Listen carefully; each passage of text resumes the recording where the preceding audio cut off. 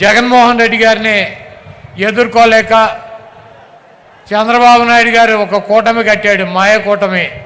ఆయన వదిన పురంధరేశ్వరిని బీజేపీలో అధ్యక్షురాలను చేశాడు.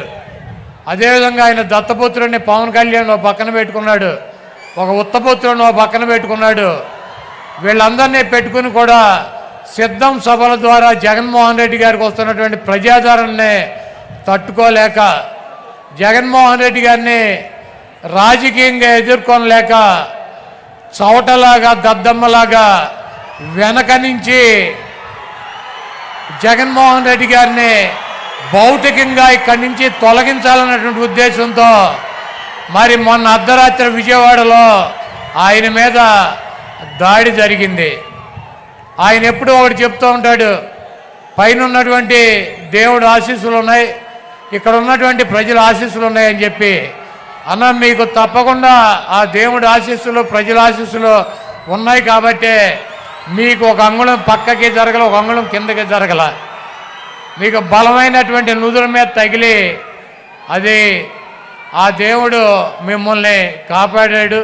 ఆ ప్రజల ఆశీస్సులతో మీరు రాబోయే రోజుల్లో తప్పకుండా ఇంకొక 50 రోజుల్లో ఈ రాష్ట్రానికి ముఖ్యమంత్రి అవుతారు. చంద్రబాబు కాదు కదా, వాడి బాబు ఖర్జూర నాయుడు వచ్చినా కూడా మీ ఎంట్రిక ముక్క కూడా పీకలేడు. మీ దమ్ము, మీ ధైర్యం, మీ ఉన్నటువంటి నిబద్ధత మేము దగ్గర నుంచి చూసినటువంటి వ్యక్తులం.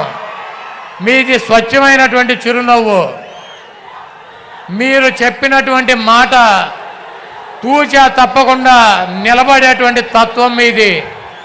ఒక ఓటు కోసం, ఒక పదవి కోసం ఒక్క చిన్న అబద్ధం కూడా మీతో చెప్పించలేనటువంటి పరిస్థితి 5 సంవత్సరాలుగా మేము మిమ్మల్ని దగ్గర నుంచి చూసాం.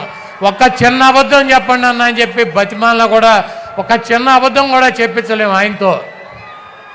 ప్రజలకి ఇచ్చినటువంటి మాట కోసం, క్యారెక్టర్ కోసం రాజశేఖర రెడ్డి గారు చూపించినటువంటి దారిలో ప్రజల గుండెల్లో చిరస్థాయిగా నిలిచిపోవాలన్నటువంటి మనస్తత్వంతో ఎన్ని కష్టాలున్నా, ఎన్ని ఇబ్బందులున్నా, ఎన్ని బాధలున్నా ముఖంలో చిరునవ్వు చెదరకుండా మన ముందు నిలబడేటువంటి వైఎస్ జగన్మోహన్ రెడ్డి గారికి ఈ రాష్ట్ర ప్రజలు మరొక్కసారి పట్టం కట్టాలని చెప్పి మీ అమూల్యమైనటువంటి ఓటు, మీ 2 ఓటుల్ని ఫ్యాను గుర్తు మీద ముద్రించి జగన్మోహన్ రెడ్డి గారికి విజయాన్ని అందించాలని చెప్పి ఈ దుర్మార్గుడైనటువంటి, దొంగ అయినటువంటి, 420 అయినటువంటి, చీటర్ అయినటువంటి, వెన్నుపోటుదారుడైనటువంటి చంద్రబాబు నాయుడిని పాతాళంలో పాతి పెట్టాలని చెప్పి చంద్రబాబు నాయుడు మొన్న చెప్తున్నాడన్న, జగన్మోహన్ రెడ్డి నీ కత్తేలుస్తానని.